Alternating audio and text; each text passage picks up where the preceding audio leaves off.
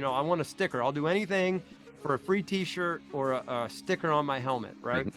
So Sure. so one thing we did that I thought was pretty neat about with lead is we had a dry erase board in our locker room, and it had our core principles LEAD there. And anytime I saw a player or heard of a player, it was reported to me that they demonstrated one of our core qualities at home, in the classroom, on the practice field. I would write their number on the dry erase board for the whole team to see.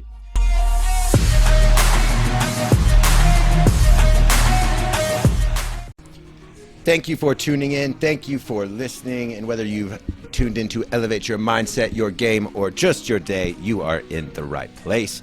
My guest this episode's mission is to positively impact the world through love, effort, attitude, and discipline. He holds a doctorate in sports and performance psychology and has earned 2 master's degree in sports science. He's extremely passionate about the field of coaching education, so much that he wrote a book on the subject. It is linked up here. He was also asked to present at the Green Bay Packers Coaches School last year in 2023.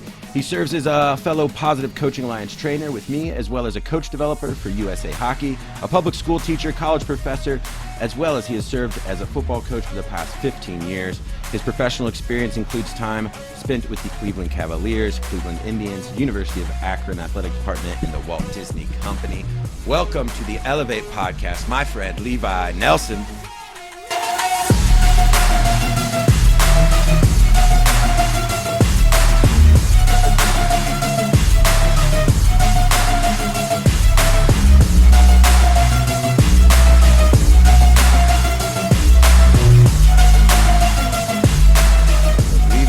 How you doing today? As a wise man once said, better than I deserve, Tyler. I'm doing good. Anytime I get to talk to folks like you, this is awesome. So thanks for having me. Yeah, excited to have you on. We were just talking about our other connections through some Positive Coaching Alliance work, but wanted to get you on here to talk about your other work, Lead.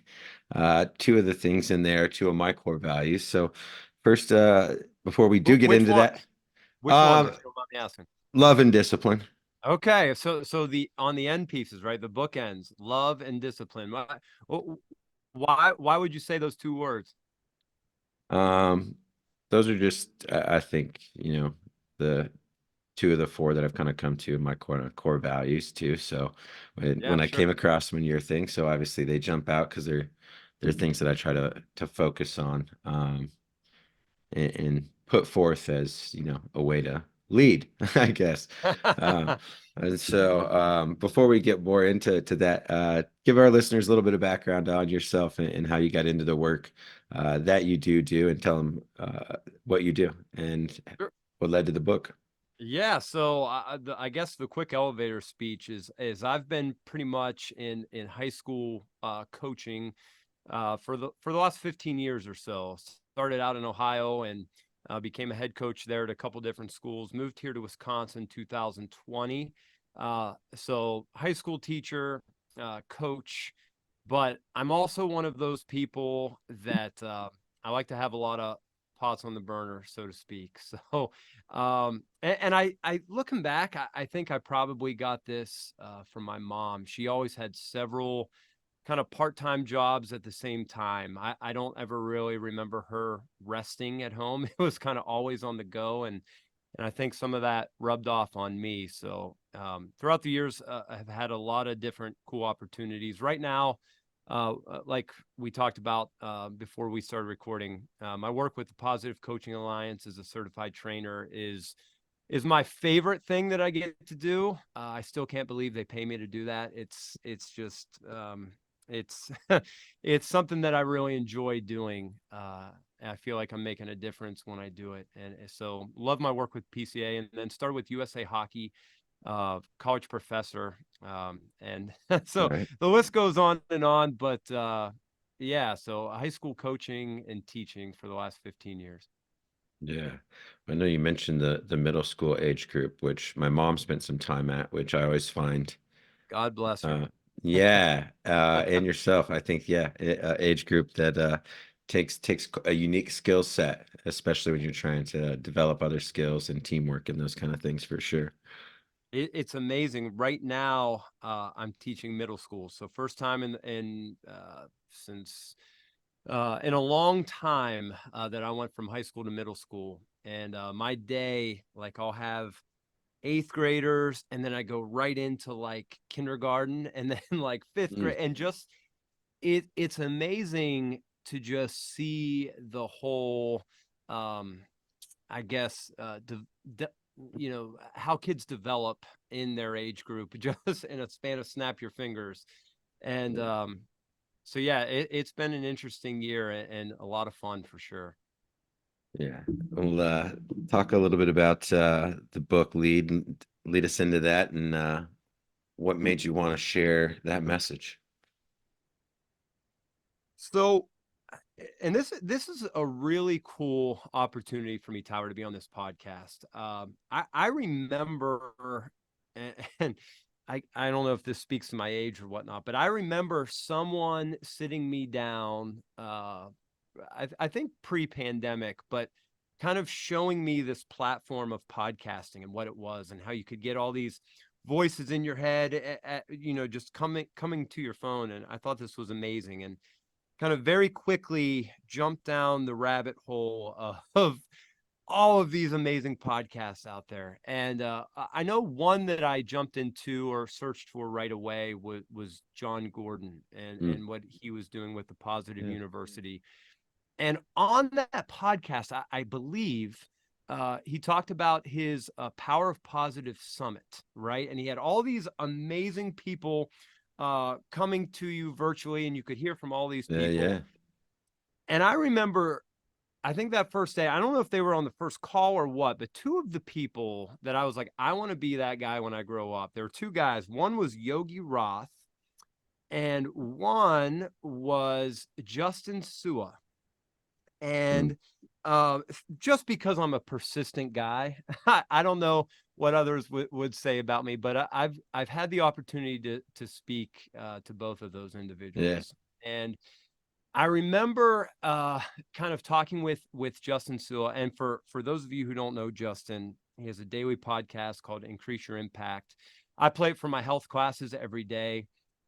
So Justin, you are impacting so many people. You already know that, but just to to hammer it home again. But uh, I remember talking with Justin one day and sharing with him this idea that I wanted to write a book. And it Mm, was kind of, I think a lot of people might say that, like, I want to write a book someday. And he said, all right, Levi, he said, here's what you got to do.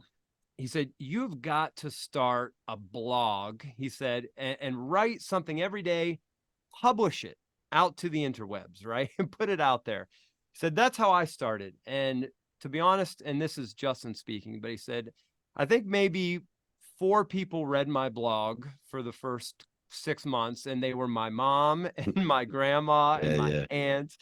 He said, but the important thing is that you are producing content, right? And you feel with anything, practice, you feel more comfortable. And Yeah. um, so that's what I tried to do for a long time, was to produce content through a blog, put it out there. Justin also encouraged me to pursue my doctorate in sport and performance psychology.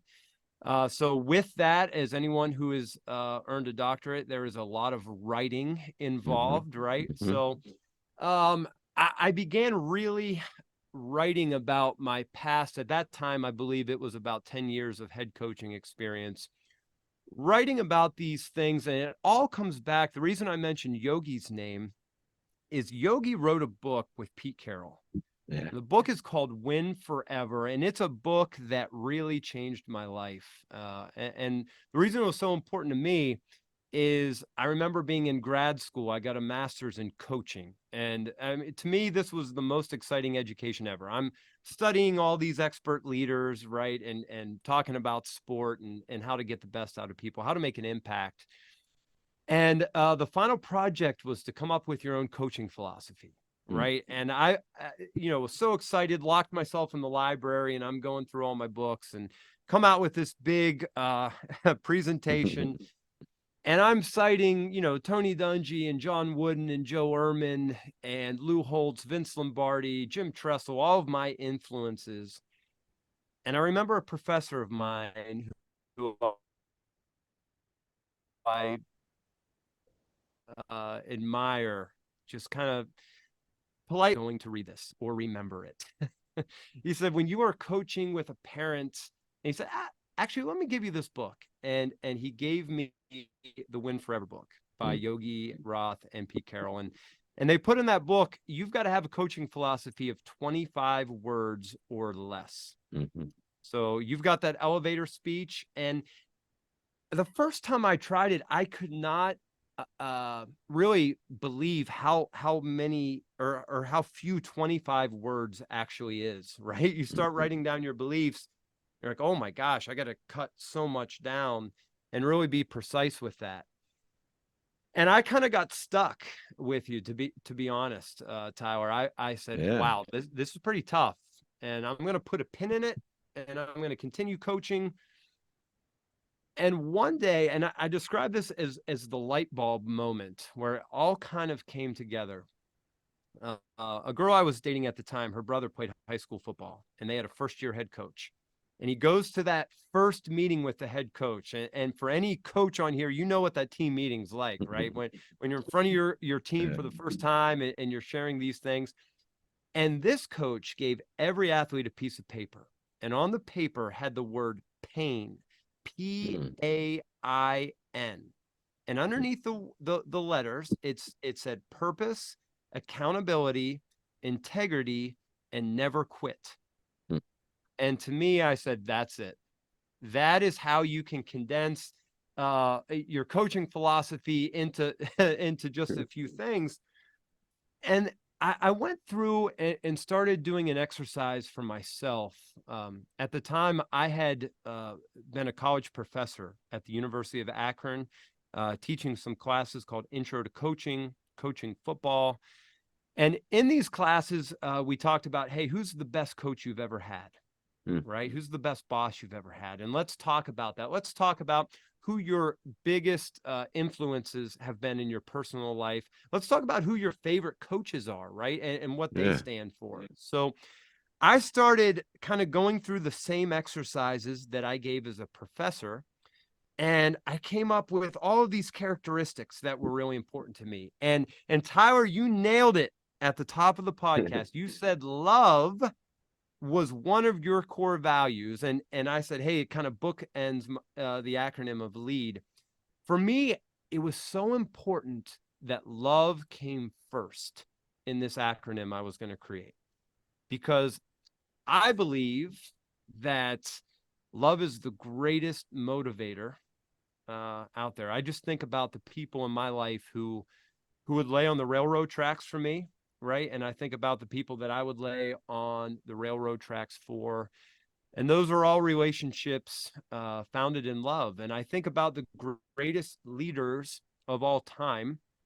And if you look at them, I think the majority of those people led with love. If you look throughout history, to me, that acronym PAIN, it was just a little negative for my liking. I didn't really want to present that to youth athletes or to parents. I said, but to me, as I started going through what's important to me, I had love. And then I love how you also would point to discipline, because to me, no matter what your philosophy is as a coach, you really need to be consistent about who you are day in and day out, right? And that's discipline. Discipline's a great thing. It gets a bad rap, especially around school. How do you discipline your kids, that kind of thing. But discipline is how you get things done, right? So for me, it's like, I need love at the beginning. I need that letter D for discipline at the end. And one of the greatest coaches of all time, John Wooden, he was really the first coach I ever read about. And so many coaches have said this since, but he said, you've got to control the controllables, right? What do you control? And he came and said effort and attitude. And there are so many coaches and books that explain that, we don't control our circumstances, what happens to us in life. as hard as it is, we do control our attitude. We do control our effort. And I'm not saying that's easy, because it's not. There are people out here that have real problems, and to get out of bed every morning is a struggle. But if you read some books, one of my favorites I point to is Viktor Frankl, The Search for Meaning, just Yeah, about yeah. choosing a positive attitude. And I'm like, well, if he can do it, I Right. can do it, right? So to me, as I look at that acronym, it just kind of popped off the page: LEAD, LEAD. And I said, that's what we're trying to do as a coach, right? We're trying to create leaders. Yeah, we're trying to win the game, right? That's the goal of every coach. We want to win. It's not fun to lose. However, I think if there are a lot of coaches listening to this call at the middle school, high school, college level, not all of your athletes go pro, For right? sure. They don't go professional in the sport that you coach, but they're all going to be moms and dads. They're going to be husbands and wives. They're going to be workers in our society. They're going to be, members of our society. And can we take those traits? Can we teach them about those things and have them translate to the classroom, to their home life? That's what we're trying to do. So, man, that was a long-winded answer. You No, got me it's excited, good. Tyler. But Love that's the it. book, right? So I try to get the reader to come up with their own coaching philosophy, because Tyler, is excited as I get about LEAD, LEAD. Yeah. I understand not everyone would necessarily maybe agree with that. I'd love to have that conversation if you don't, but I want something that coaches are as excited about as I am, right? So I kind of guide coaches through the process I came up with to Yeah. develop LEAD. And then I think this is a pretty cool part of the book as well. I say, hey, because it's my book and I wrote it, I'm going to tell you about my coaching philosophy. Sure. And I'm going to show you how these principles are founded and rooted in sports psychology. And maybe, I don't know, I think maybe one of the coolest part of the book is I try to give coaches a playbook on how to implement these principles in their coaching practice, right? Yeah. Because LEAD looks good on a, pressed on a t-shirt Yeah. or on your stationery that you give to parents, right? Oh, that's a Right. great coach. Look at what he's doing. But what does it look like when you come to practice, right? Like, how Mhm. are you going to instill these qualities in your athletes through the game of football or through soccer or hockey or whatever it is you're playing, right? Yeah. So that's the book, is just, here's how to come up with your own, here's mine, and here's why I believe in it, and let me show you how I did it, Yeah. or how we did it. I shouldn't have said I. It wasn't me, Sure. right? It was a group of us, but Sure. let's talk about how we did it. Yeah. Well, yeah, one part I wanted to dive into was the middle, because I think when I spend time in front of coaches and kids, yeah, the cliche is, they've all heard a coach say, you control your effort and your attitude. But then getting a young and even some college student athletes to understand what does that look like, right? What does my energy and my attitude look like in the environments that I'm in? Um, in your philosophy, and you break that down. How does it come to life? How does that get brought to life, or illuminated through those words? Sure. I think one of the biggest things I would say to any coach, and there was a video from Steve Kerr, it went viral. It's currently 2024, a couple months ago, end of 2023, but he just talked about his core philosophy, the principles that he believes in the most. And by the way, he also got this idea from Pete Carroll. So good job, Yogi Roth and Pete Carroll. But he talked about that every practice has to showcase what you believe in, or it has to reflect on what you believe in. So for Steve Kerr, he talked about how joy was a really big principle for him. And as he develops his practice plan every day, he thinks about, okay, how can I put joy into this practice? And that's one thing I would say for the LEAD philosophy, is we were very strategic on how we structured practice to reflect our principles. Uh, coaches have a playbook for offense. They have one for defense. If you're in football, you have one for special teams. But not every coach has a playbook on how they're going to develop character, right? So if you believe, yeah, our athletes should be positive or work hard, how are you going to do that? And Yeah. I think a lot of coaches make the mistake of, oh, they will learn those traits just by being on the team, right? Because during the year, there'll be a time when we're Yeah. down and we come back and win, and that's how you learn adversity. Well, not every athlete on your team has the same experience in sport, right? Some played in the game, some played well, some didn't play at all, some didn't play well, right? Some made a costly mistake, and I could go on, right? But so one thing I would say, Tower, is be very consistent on the message. And for us, at the beginning of our coaches on our practice plan, at the very top, we had a theme of the day. And every Monday, I made that theme love. Mm. And there was a space below it that said, how are you going to show players that you love them today during practice? Right. And coaches would have to, before practice, actually write that in. And Tuesday was effort, Wednesday was attitude, Thursday was discipline. And then it worked out well for a high school football coach because we played on Friday. Now you bring them all Yeah. together and let's go out and lead, right? That kind of thing.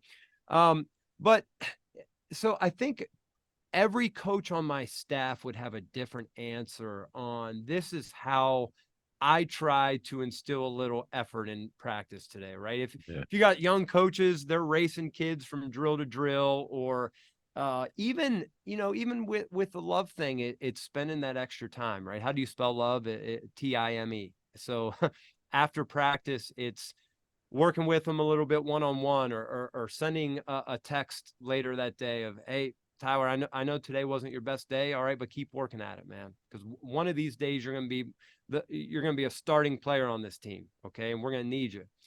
But I'll say this as the head coach, I was pretty specific on certain things that I would do in our program as a whole, right, Yeah. to kind of develop these things. So when we talk about effort, I would say, and PCA is great at about talking about these two.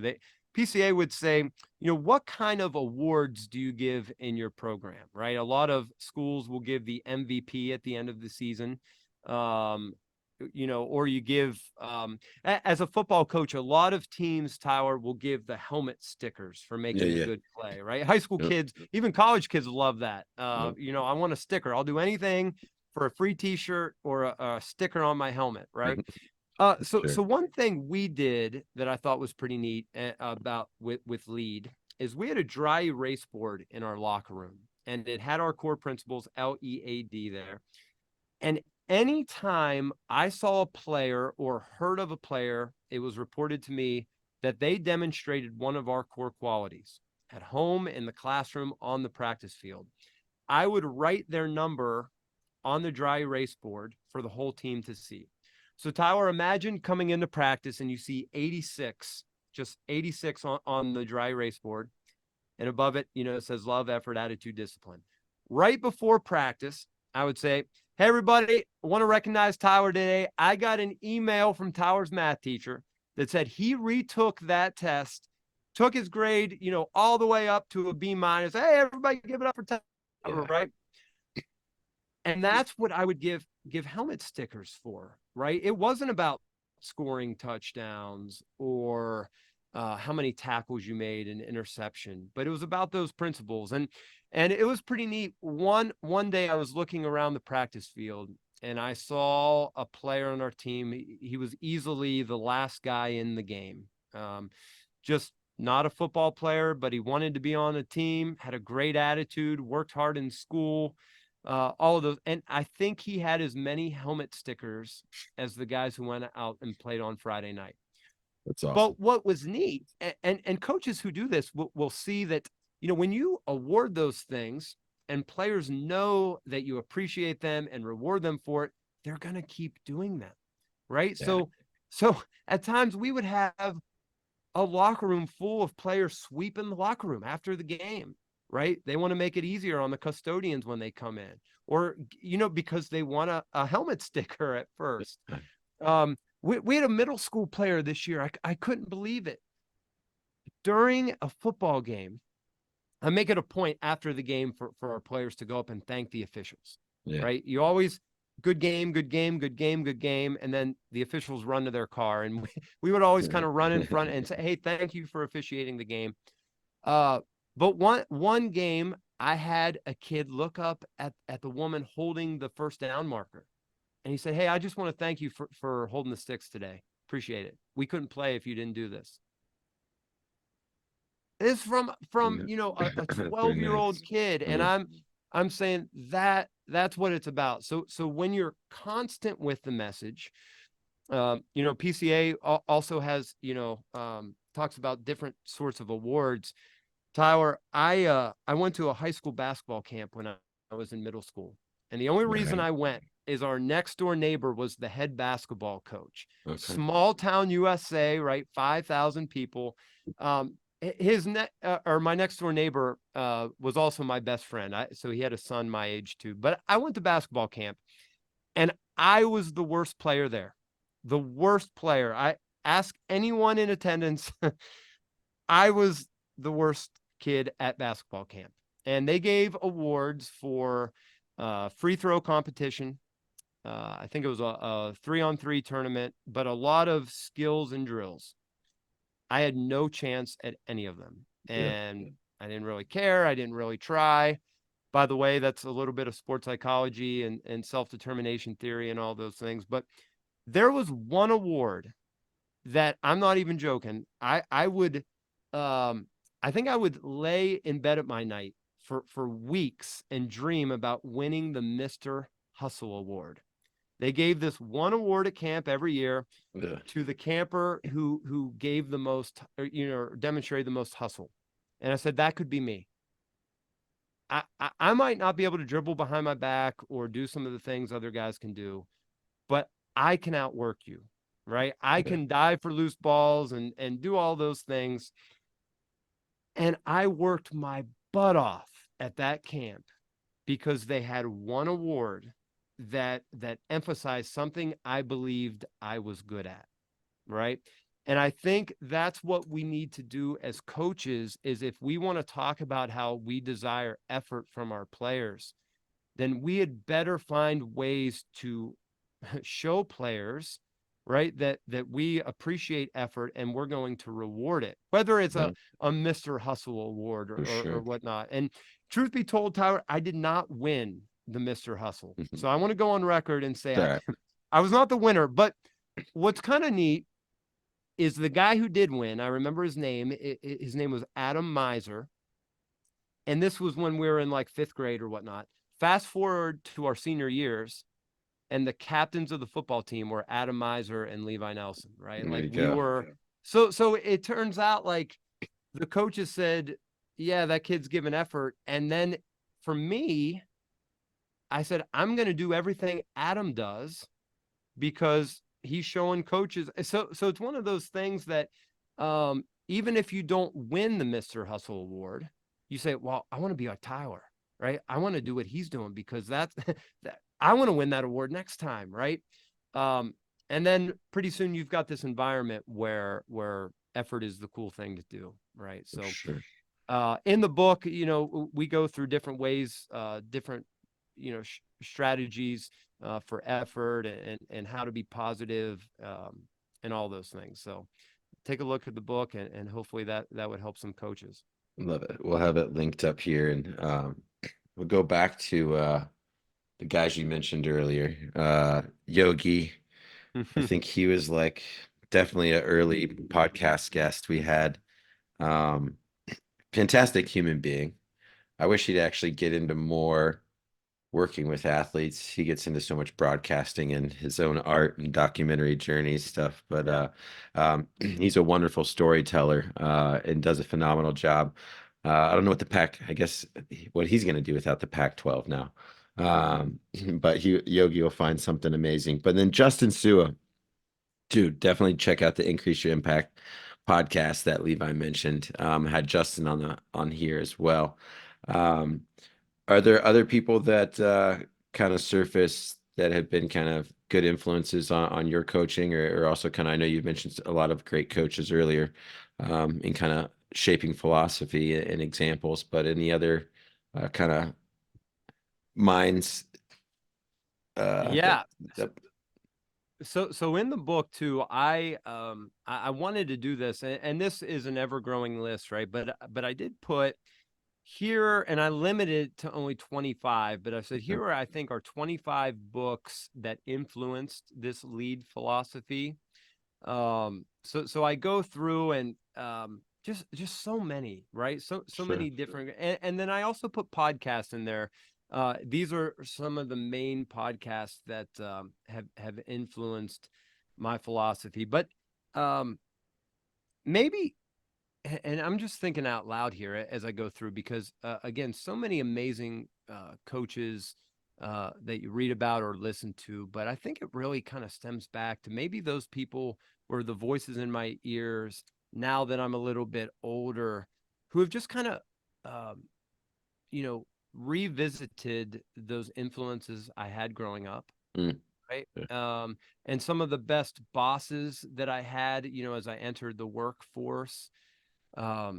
So really, yeah, I could point to, the famous podcasts and the big books out there, but it all stems back to the best coach I ever had. And I write about my mom in the book, and nice, just how she never, Tyler, I never remember her sitting me down and saying, okay, this is what's important in our family. You need to love and give effort and be positive and be disciplined, right? I just, I had a front row seat and watched mm, her live it yeah, for my entire life, and she still does now.